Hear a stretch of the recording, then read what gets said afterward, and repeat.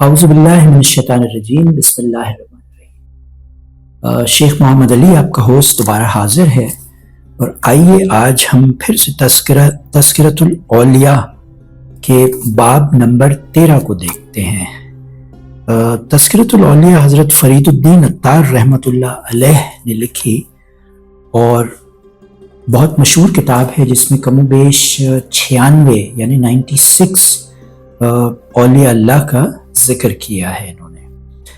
آج ہم حضرت ذوالنون مصری رحمۃ اللہ علیہ کے حالات و مناقب کو اسٹڈی کریں گے۔ حضرت ذوالنون مصری، جیسے کہ نام سے ہی ہمیں پتہ چلتا ہے، ان کی پیدائش 796 AD یعنی after the death of Jesus Christ Akhmim نامی ایک شہر مصر میں ہوئی، اور وفات 859 AD قاہرہ ایجپٹ میں ہی ہوئی، اور آپ وہیں مدفن ہیں۔ کم بیش 63 سال آپ نے عمر پائی۔ آپ کا تعارف: آپ سلطان معرفت اور بحر توحید کے سناور تھے، اور عبادت و ریاضت سے مشہور زمانہ ہوئے، لیکن اہل معرفت ہمیشہ آپ کو بے دین کہہ کر آپ کی بزرگ عظمت سے منکر رہے، اور آپ نے بھی کبھی کسی پر اپنے اوصاف کے اظہار کی زحمت نہ فرمائی، جس کی وجہ سے تاحیات آپ کے حالات پر پردہ ہی پڑا رہا۔ آپ کے تائب ہونے کا واقعہ عجیب و غریب ہے، اور یہ کسی شخص نے آپ کو اطلاع پہنچائی کہ فلاں مقام پر فلاں نوجوان عابد ہے، اور جب آپ اس سے نیاز حاصل کرنے پہنچے تو دیکھا کہ وہ ایک درخت پر الٹا لٹکا ہوا اپنے نفس سے مسلسل یہ کہہ رہا ہے کہ جب تک تو عبادت الہی میں میری ہم نوائی نہیں کرے گا، میں تجھے یوں ہی اذیت دیتا رہوں گا حتیٰ کہ تیری موت واقع ہو جائے گی۔ یہ واقعہ دیکھ کر آپ کو اس پر ایسا ترس آیا کہ رونے لگے، اور جب نوجوان عابد نے پوچھا کہ یہ کون ہے جو ایک گناہ گار پر ترس کھا کر رو رہا ہے، یہ سن کر آپ نے اس کے سامنے جا کر سلام کیا اور مزاج پرسی کی۔ اس نے بتایا کہ چونکہ یہ بدن عبادت الہی پر آمادہ نہیں ہے، اس لیے میں اسے یہ سزا دے رہا ہوں۔ آپ نے کہا کہ مجھے تو یہ گمان ہوا کہ شاید تم نے کسی کو قتل کر دیا ہے یا کوئی گناہ عظیم سرزد ہو گیا ہے۔ اس نے جواب دیا کہ تمام گناہ مخلوق سے اختلاط کی وجہ سے پیدا ہوتے ہیں، اس لیے یہ مخلوق سے رسم و راہ کو بہت بڑا گناہ تصور کرتا ہوں۔ آپ نے فرمایا کہ تم تو واقعی بہت بڑے زاہد ہو۔ اس نے جواب دیا کہ اگر تم کسی بڑے زاہد کو دیکھنا چاہتے ہو تو سامنے کے پہاڑ پر جا کر دیکھو۔ چنانچہ جب آپ وہاں پہنچے تو ایک نوجوان کو دیکھا جس کا ایک پیر کٹا ہوا باہر پڑا تھا، اور اس کا جسم کیڑوں کی خوراک بنا ہوا تھا۔ جب آپ نے یہ صورتحال معلوم کی تو اس نے بتایا کہ ایک دن میں اسی جگہ میں فریب شیطانی میں مبتلا ہوا، اس کے نزدیک پہنچ گیا۔ اس وقت ندا آئی کہ اے بے غیرت، 30 سال خدا کی عبادت و اطاعت میں گزار کر آج شیطان کی عبادت کرنے چلا ہے۔ لہذا میں نے اسی وقت اپنا ایک پاؤں کاٹ دیا کہ گناہ کے لیے پہلا قدم اسی پاؤں سے بڑھایا تھا۔ پھر بتائیے کہ آپ مجھ گناہگار کے پاس کیوں آئے ہیں، اور اگر واقعی آپ کو کسی بڑے زاہد کی جستجو ہے تو اس پہاڑ کی چوٹی پر چلے جائیے۔ لیکن جب بلندی کی وجہ سے آپ کا پہنچنا ناممکن ہو گیا تو اس نوجوان نے خود ہی ان بزرگ کا قصہ شروع کر دیا۔ اس نے بتایا کہ پہاڑ کی چوٹی پر جو بزرگ ہیں ان سے ایک دن کسی نے یہ کہہ دیا کہ روزی محنت سے حاصل ہوتی ہے۔ بس اس دن سے انہوں نے یہ عہد کر لیا کہ جس روزی میں مخلوق کا ہاتھ ہوگا وہ استعمال ہی نہیں کروں گا۔ جب بغیر کچھ کھائے کچھ دن گزر گئے تو اللہ تعالیٰ نے شہد کی مکھیوں کو حکم دیا کہ ان کے گرد جمع ہو کر انہیں شہد مہیا کرتی رہیں، چنانچہ ہمیشہ وہ شہد ہی استعمال کرتے ہیں۔ یہ سن کر حضرت ذوالنون مصری نے درس عبرت حاصل کیا، اور اسی وقت سے عبادت و ریاضت کی طرف متوجہ ہو گئے۔ اور آپ جس وقت پہاڑ سے نیچے اتر رہے تھے تو دیکھا کہ ایک اندھا پرندہ درخت سے نیچے آ کر بیٹھ گیا۔ اسی وقت آپ کو خیال آیا کہ نہ جانے اس کو رزق کہاں سے مہیا ہوتا ہوگا، لیکن آپ نے دیکھا کہ اس پرندے نے اپنی چونچ سے زمین کو ریدی جس میں سے ایک سونے کی پیالی برآمد ہوئی اور اس میں تل بھرے ہوئے تھے، اور دوسری چاندی کی پیالی گلاب کے عرق سے لبریز تھی۔ چنانچہ وہ پرندہ تل کھا کر اور گلاب پی کر درخت پر جا بیٹھا اور پیالیاں غائب ہو گئیں۔ یہ دیکھ کر آپ نے بھی اسی دن سے توکل پر کمر باندھ لی اور یقین کر لیا کہ اللہ تعالیٰ پر بھروسہ کرنے والے کو کبھی تکلیف نہیں ہوتی۔ اس دن کے بعد آپ نے جنگل کی راہ لی، جہاں آپ کو کچھ پرانے دوست مل گئے اور اتفاق سے وہاں ایک خزانہ برآمد ہو گیا، جس میں ایک ایسا تختہ تھا جس پر اللہ تعالیٰ کے اسماء مبارک کندہ تھے۔ اور جس وقت خزانہ تقسیم ہونے لگا تو آپ نے اپنے حصے میں صرف وہ تختہ لے لیا، اور ایک رات خواب میں دیکھ کر کوئی یہ کہہ رہا ہے کہ اے ذو نون، سب نے دولت تقسیم کی اور تو نے ہمارے نام کو پسند کر لیا، جس کے عوض ہم نے تیرے اوپر علم و حکمت کے دروازے کشادہ کر دیے ہیں۔ یہ سن کر آپ شہر واپس آ گئے۔ واقعات: آپ فرمایا کرتے کہ ایک دن میں لب دریا وضو کر رہا تھا کہ سامنے کے محل پر ایک خوبصورت عورت نظر آئی، اور جب میں نے اس سے گفتگو کرنے کے لیے کہا تو اس نے کہا کہ دور سے میں تم کو دیوانہ تصور کیے ہوئے تھی، اور جب کچھ قریب آ گئے تو میں نے عالم سمجھا، اور جب بالکل قریب آ گئے تو اہل معرفت تصور کیا، لیکن اب معلوم ہوا کہ تم ان تینوں میں سے کچھ بھی نہیں ہو۔ اور جب میں نے اس کی توجہ پوچھی تو اس نے جواب دیا کہ یہ عالم نامحرم پر نظر نہیں ڈالتے، اور دیوانے وضو نہیں کرتے، اور اہل معرفت خدا کے سوا کسی کو نہیں دیکھتے۔ کیا خوبصورت جملہ ہے، پھر سے دیکھتے ہیں اس کو۔ اس عورت نے جواب دیا کہ عالم نامحرم پر نظر نہیں ڈالتے، اور دیوانے وضو نہیں کیا کرتے، اور اہل معرفت خدا کے سوا کسی کو نہیں دیکھتے۔ یہ کہہ کر وہ غائب ہو گئی، اور میں نے سمجھ لیا کہ یہ غیب کی جانب سے ایک تنبیہ ہے۔ ایک مرتبہ آپ کشتی پر سفر کر رہے تھے کہ کسی بیوپاری کا موتی کھو گیا، اور سب نے آپ کو مشکوک تصور کر کے زد و کوب کرنا شروع کر دیا۔ آپ نے آسمان کی جانب نظر اٹھا کر کہا کہ اے اللہ، تو علیم ہے کہ میں نے کبھی چوری نہیں کی۔ یہ کہتے ہی دریا میں 100 مچھلیاں منہ میں ایک ایک موتی دبائے نمودار ہو گئی، اور آپ نے ایک مچھلی کے منہ سے موتی نکال کر اس بیوپاری کو دے دیا۔ اس کرامت کے مشاہدے کے بعد تمام مسافروں نے معافی طلب کی، اس وجہ سے آپ کا خطاب زون نون پڑ گیا۔ آپ کی بہن پر آپ کی صحبت کا یہ اثر ہوا کہ ایک دن یہ آیت تلاوت کر رہی تھی کہ وَظَلَمْنَا عَلَيْكُمْ الْغَمَامَ وَأَنزَلْنَا عَلَيْكُمْ مَنَّ وَسَلْوَىٰ، تو اللہ تعالیٰ نے عرض کیا کہ جب تو نے بنو اسرائیل پر من و سلوہ نازل فرما دیا تو مومنین اس سے محروم کیوں ہیں؟ چنانچہ اسی وقت من و سلوہ کا نزول ہوا۔ آپ صحرا کی جانب ایسی جگہ چلی گئی پھر کچھ پتہ ہی نہیں چلا۔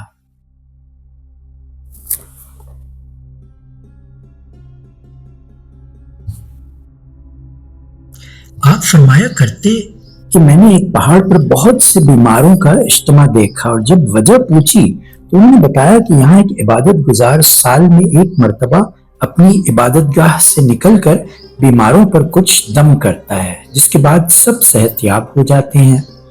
چنانچہ کچھ عرصے میں نے بھی ان بزرگوں کا انتظار کیا، اور جب وہ نکلے تو آنکھوں کے گرد ہلکے ہو گئے تھے اور بہت کمزور و ضعیف تھے۔ پھر آسمان کی جانب نظریں اٹھا کر تمام بیماروں پر کچھ دم کیا اور وہ سب فوراً ہی صحت یاب ہو گئے۔ اور جب وہ عبادت گاہ میں داخل ہونے لگے تو میں نے ہاتھ پکڑ کر عرض کیا کہ ظاہری امراض والوں کو تو شفا ہو گئی، لیکن میرا باطنی مرض بھی دفع فرما دیجیے۔ یہ سن کر فرمایا کہ اے ذو نون، میرا ہاتھ چھوڑ دے، کیونکہ اللہ تعالیٰ نگرانی فرما رہا ہے کہ تو نے اس کا دست کرم چھوڑ کر دوسرے کا ہاتھ تھام لیا ہے۔ یہ کہہ کر انہوں نے ہاتھ چھڑایا اور عبادت گاہ میں داخل ہو گئے۔ لوگوں نے جب آپ سے گریہ وزاری کی وجہ دریافت کی تو فرمایا کہ رات حالت سجدہ میں نیند آ گئی تو خواب میں دیکھا کہ اللہ تعالیٰ فرما رہا ہے میں نے مخلوق کو 10 حصوں میں تقسیم کیا ہے، اور ان کے سامنے جنت پیش کی گئی تو 9 حصے اس پر فریفتہ ہو گئے، لیکن ایک حصہ اس پر بھی متوجہ نہ ہو سکا۔ پھر میں نے اس کے ایک حصے کو بھی 10 حصے کر دیے۔ اور جب میں نے ان سے سوال کیا کہ نہ تم جنت کے طلبگار بنے نہ جہنم سے خوف زدہ ہوئے، پھر آخر تم چاہتے کیا ہو؟ انہوں نے عرض کیا کہ جو کچھ ہم چاہتے ہیں اس سے آپ بخوبی واقف ہیں۔ کسی بچے نے آپ سے عرض کیا مجھے بطور ورثہ 1,00,000 دینار حاصل ہوئے ہیں اور میری تمنا ہے کہ یہ سب آپ ہی کی ذات گرامی پر صرف کر دوں۔ آپ نے فرمایا کہ حد بلوغ تک پہنچنے سے قبل تمہارے لیے اس کا خرچ کرنا ناجائز ہے، اور جب وہ بچہ شباب پر پہنچا تو پوری جائیداد فقراء میں تقسیم کر کے آپ کے ارادت مندوں میں شامل ہو گیا۔ پھر یہی نوجوان ایک دن آپ کی خدمت میں حاضر ہوا تو معلوم ہوا کہ آپ آج کل ضرورت مند ہیں۔ اس نے اظہار تاسف کرتے ہوئے کہا کہ کاش میرے پاس اگر آج دولت ہوتی تو میں بھی آپ کی خدمت میں پیش کر دیتا۔ آپ نے اس کی نیت کو بھانپ کر یقین کر لیا کہ یہ ابھی مفہوم فقر سے آشنا نہیں ہے۔ چنانچہ اس نے فرمایا کہ فلاں دواخانہ سے یہ دوا لا کر کھس لو اور روغن میں ملا کر 3 قرص تیار کر کے ان میں سوئی سے سوراخ کر کے میرے پاس لے آؤ۔ چنانچہ آپ نے ان تینوں گولیوں پر کچھ دم کیا تو وہ یاقوت میں تبدیل ہو گئی، اور آپ نے فرمایا کہ کسی جوہری کے پاس لے جا کر قیمت معلوم کر لو۔ چنانچہ جوہری نے 1,000 دینار قیمت لگائی۔ پھر اس نوجوان نے پورا واقعہ بیان کیا تو فرمایا کہ اس کو پانی میں گھول دو اور یہ اچھی طرح ذہن نشین کر لو کہ فقراء کو مال و زر کی ضرورت نہیں ہوتی۔ یہ سن کر وہ ہمیشہ کے لیے دنیا سے علیحدہ ہو گیا۔ آپ نے فرمایا کہ میری 30 برس کی ہدایت کا نتیجہ یہ نکلا کہ صرف ایک شہزادہ صحیح معنوں میں ہدایت یافتہ ہو سکا، اور وہ بھی اس طرح کہ ایک دفعہ میری مسجد کے سامنے سے گزر رہا تھا، میں اس وقت یہ جملہ کہہ رہا تھا کہ کمزور کا طاقتور سے جنگ کرنا نہایت احمقانہ فعل ہے۔ یہ سن کر شہزادے نے کہا کہ میں آپ کے جملے کا مفہوم نہیں سمجھا۔ فرمایا کہ اس سے زیادہ احمق کون ہو سکتا ہے جو خدا سے جنگ کرے۔ یہ سن کر وہ چلا گیا اور دوسرے دن آ کر مجھ سے پوچھنے لگا کہ وصال خداوندی کے لیے کون سی راہ اختیار کی جائے۔ میں نے کہا کہ 2 راہیں ہیں، ایک چھوٹی اور دوسری طویل۔ چھوٹی تو یہ ہے کہ خواہشات دنیا اور مصیبت کو چھوڑ دے، اور طویل راہ یہ ہے کہ خدا کے سوا سب سے کنارہ کش ہو جائے۔ اس نے عرض کیا کہ میں یہی طویل راہ اختیار کر رہا ہوں، اور اس کے بعد اپنی عبادت اور ریاضت سے ابدالوں کے مقام تک پہنچ گیا۔ حضرت ابو جعفر عور نے بتایا کہ ایک مرتبہ آپ کی مجلس میں موجود تھا اور آپ جمادات کی فرما برداری کے موضوع پر گفتگو کرتے ہوئے فرما رہے تھے کہ جمادات اہل اللہ کے اس درجہ فرما بردار ہوتے ہیں، اگر میں ان سامنے والے تخت سے کہہ دوں کہ پورے مکان کا چکر لگا لے تو وہ ہرگز دریغ نہیں کر سکتا۔ یہ کہتے ہی سامنے والا تخت پورے مکان کا چکر لگا کر پھر اپنی جگہ قائم ہو گیا۔ یہ واقعہ دیکھ کر ایک نوجوان نے روتے روتے اپنی جان دے دی اور آپ نے اس تخت پر غسل دے کر دفن کر دیا۔ کسی نے آپ سے عرض کیا کہ مقروض ہو گیا ہوں، تو آپ نے ایک پتھر اٹھایا جو زمرد میں تبدیل ہو گیا اور وہی پتھر اس شخص کو دے دیا۔ چنانچہ اس نے 400 درہم میں فروخت کر کے اپنے قرض کی ادائیگی کر دی۔ ایک شخص اولیاء کرام کو خبتی تصور کرتا تھا تو اپنی انگشتری دے کر فرمایا کہ اس بھٹیارے کی دکان پر 1 دینار میں فروخت کر دو، لیکن بھٹیارے نے کہا کہ اس کی قیمت تو زیادہ مانگتا ہے، کچھ کم کر۔ پھر جب سنارے کے یہاں پہنچا تو اس نے 1000 دینار قیمت لگائی، اور جب اس شخص نے پورا واقعہ بیان کیا تو فرمایا کہ جس طرح بھٹیارہ انگشتری کی قیمت سے آشنا نہیں، اس طرح تم بھی مراتب اولیاء سے نا آشنا۔ مسلسل 10 سال تک آپ کو لذیذ کھانوں کی خواہش رہی لیکن کبھی کھایا نہیں۔ ایک مرتبہ عید کی شب میں نفس نے تقاضا کیا کہ آج تو کوئی لذیذ غذا ملنی ہی چاہیے، تو فرمایا کہ اگر تو 2 رکعت میں مکمل قرآن ختم کر لے تو میں تیری خواہش پوری کر دوں گا۔ نفس نے آپ کی یہ خواہش منظور کر لی اور ختم قرآن کے بعد جب آپ لذیذ غذائیں لے کر آئے تو پہلا ہی لقمہ اٹھا کر ہاتھ کھینچ لیا۔ وہ نماز کے لیے کھڑے ہو گئے اور جب لوگوں نے اس کی وجہ دریافت کی تو فرمایا کہ پہلے ہی لقمے میں نفس نے خوش ہو کر کہا کہ آج 10 برس کے بعد تیری خواہش پوری ہو رہی ہے۔ چنانچہ میں نے لقمہ رکھ کر کہا کہ میں ہرگز تیری خواہش پوری نہیں کروں گا، لیکن اسی وقت ایک شخص عمدہ کھانے کی دیگ لیے ہوئے حاضر ہوا اور عرض کیا کہ میں بہت مفلس اور بال بچوں والا ہوں، مگر آج میں نے صبح کو عید کی وجہ سے لذیذ کھانا پکوایا اور سو گیا۔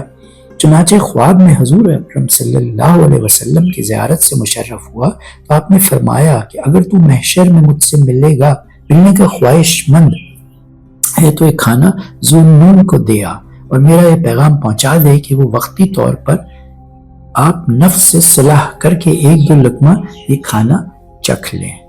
حضور اکرم صلی اللہ علیہ وسلم کا یہ پیغام سن کر کہا کہ فرما بردار کو اس میں کیا دریغ ہو سکتا ہے، یہ کہہ کر آپ نے تھوڑا سا کھانا چکھ لیا۔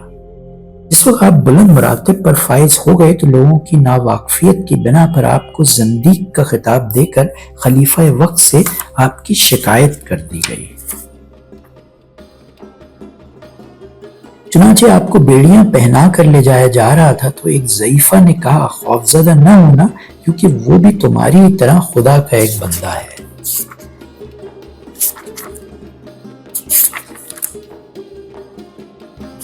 اچھا جی، بظاہر ایسا لگتا ہے کہ یہ کافی ڈیٹیل ہے تو میں اس کو 2 ٹکڑوں میں ریکارڈ کروں گا۔ اس وقت راہ میں ایک بہشتی نے آپ کو خشک پانی سے سیراب کیا اور اس کے صلے میں جب آپ نے اپنے ایک ساتھی سے کہا کہ اس کو 1 دینار دے دو تو بہشتی نے عرض کیا کہ قیدیوں سے کچھ لینا بزدلی کی علامت ہے۔ اس کے بعد آپ کو دربار خلافت سے 40 یوم کی قید ہو گئی اور اسی عرصے میں آپ کی ہمشیرہ روٹی کی ٹکیا روزانہ آپ کے پاس لے کر جاتی، لیکن رہائی کے بعد ہر یوم کے حساب سے 40 روٹیاں آپ کے پاس محفوظ تھیں، اور جب آپ کی ہمشیرہ نے کہا یہ تو جائز کمائی کی تھیں، پھر آپ نے کیوں نہیں کھائیں؟ تو فرمایا کہ چونکہ داروغہ جیل بد باطن قسم کا انسان ہے اس لیے اس کے ہاتھ سے بھجوائی ہوئی روٹی سے مجھے کرائیت محسوس ہوئی۔ پھر آپ روانہ ہونے لگے تو گر پڑے اور سر میں شدید ضرب آئی، لیکن یہ عجیب بات ہے کہ خون کی ایک بوند بھی آپ کے لباس پر نہیں پڑی اور جو خون زمین پر گرا تھا وہ بھی غائب ہو گیا۔ اور جب آپ خلیفہ کے روبرو پیش ہوئے تو اس کے سوالات کا دندان شکن جواب دے کر اہل دربار کو حیرت میں ڈال دیا۔ چنانچہ خلیفہ نے آپ کے دست مبارک پر بیعت کر لی اور نہایت اعزاز و اکرام کے ساتھ آپ کو مصر رخصت کیا۔ آپ کے ایک ارادت مند جس نے 40 چلے کھینچے اور 40 حج کیے، 40 برس سویا نہیں اور مراقبہ کرتا رہا، عرض کیا اتنی ریاضت و عبادت کے باوجود آج تک اللہ تعالیٰ مجھ سے کبھی ہم کلام نہیں ہوا اور نہ کبھی رموز خداوندی مجھ پر منکشف ہو سکے۔ لیکن نعوذ باللہ یہ اللہ تعالیٰ کا شکوہ نہیں بلکہ اپنی بدنصیبی کا اظہار کیا ہے۔ آپ نے فرمایا کہ خوب شکم سیر ہو کر کھانا کھاؤ اور عشاء کی نماز پڑھے بغیر آرام سے سو جاؤ۔ اس نے تعمیل حکم میں کھانا تو خوب اچھی طرح کھا لیا لیکن نماز ترک کرنے کو قلب میں گوارا نہیں کیا، اس لیے نماز پڑھ کر سو گیا۔ اور خواب میں حضور اکرم صلی اللہ علیہ وسلم کی زیارت ہوئی۔ حضور اکرم صلی اللہ علیہ وسلم نے فرمایا کہ اللہ تعالیٰ سلام کے بعد فرماتا ہے ہماری بارگاہ سے نا امید لوٹنے والا نامراد ہے، اور میں تیری 40 سالہ ریاضت کا صلہ ضرور دوں گا، لیکن ذو نون کو ہمارا پیغام پہنچا دینا کہ ہم تمہیں شہر بھر میں اس لیے ذلیل کریں گے کہ تو پھر کبھی ہمارے دوستوں کو فریب میں مبتلا نہ کر سکے۔ اور جب اپنا خواب حضرت ذو نون کو سنایا تو ان کی آنکھوں سے مسرت کے آنسو نکل پڑے۔ لیکن اگر کوئی معترض یہ کہے کہ کوئی مرشد کیا کسی کو نماز نہ پڑھنے کا حکم دے سکتا ہے تو اس کا جواب یہ ہے کہ مرشد بمنزلہ طبیب کے ہوا کرتا ہے، اور طبیب کبھی زہر سے بھی مرض کا علاج کرتا ہے، اور چونکہ آپ کو بخوبی علم تھا کہ کہنے سے نماز ترک نہیں کر سکتا اس لیے آپ نے ایسا حکم دیا، اور اس کے علاوہ طریقت کی راہوں میں ایسے احوال بھی پیش آ جاتے ہیں جو بظاہر شریعت کے خلاف ہوتے ہیں لیکن در حقیقت وہ اپنی جگہ بالکل صحیح ہوتے ہیں، جس طرح حضرت خضر کو لڑکے کے قتل کا حکم دیا گیا، لیکن منشاء خداوندی یہی تھی۔ گویا یہ بات اپنی جگہ مسلم ہے کہ خلاف شرع کوئی کام نہ کیا جائے، لیکن راہ طریقت میں ایسے احوال ضرور پیش آتے ہیں جن سے انکار نہیں کیا جا سکتا۔ کسی کمزور بدوی کو طواف کعبہ کرتے دیکھ کر آپ نے فرمایا کہ خدا کا محبوب ہے۔ اس نے اثبات میں جواب دیا۔ پھر پوچھا کہ وہ محبوب تجھ سے قریب ہے یا دور؟ اس نے جواب دیا کہ قریب ہے۔ پھر سوال کیا کہ وہ تجھ سے موافقت کرتا ہے یا ناموافقت؟ اس نے عرض کیا کہ موافقت کرتا ہے۔ یہ سن کے فرمایا کہ جب تو خدا کا محبوب بھی ہے اور وہ تیرے قریب مواقف بھی ہے تو پھر تو اس قدر کمزور کیوں ہے؟ اس نے جواب دیا کہ دور رہنے والوں، یہ عذاب کی نسبت سے وہ لوگ حیراں و سرگرداں رہتے ہیں جنہیں قریب قرب نصیب ہوتا ہے۔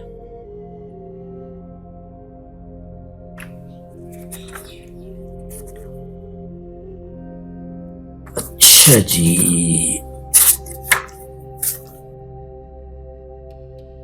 ایک خود ساختہ خدا کے عاشق جس نے خود کو خدا کا دوست مشہور کر رکھا تھا، اس کی عیادت کے لیے آپ تشریف لے گئے تو اس نے کہا کہ جو خدا کے عطا کردہ دور میں اذیت کا احساس کرے وہ کبھی دوست نہیں ہو سکتا۔ آپ نے فرمایا کہ جو خود کو خدا کا دوست کہتا ہو وہ اس کا دوست نہیں ہو سکتا۔ یہ سن کر اس نے توبہ کرتے ہوئے کہا کہ آج سے میں خود کو کبھی خدا کا دوست نہیں کہوں گا۔ ایک شخص آپ کی عیادت کو حاضر ہوا اور عرض کیا کہ دوست کا عطا کردہ درد بھی محبوب ہوا کرتا ہے۔ آپ نے فرمایا کہ اگر تم اس سے واقف ہوتے تو ایسی بے ادبی سے اس کا نام بھی نہ لیتے۔ یہاں میں ایک وقفہ لوں گا، شیخ محمد علی کو اجازت دیجیے، اور اس کو ہم ایک سیکنڈ ایپیسوڈ میں کنٹینیو کریں گے، یعنی حضرت ذو نون مصری کے حالات و مناقب۔ تب تک کے لیے اپنا خیال رکھیے۔ اللہ حافظ۔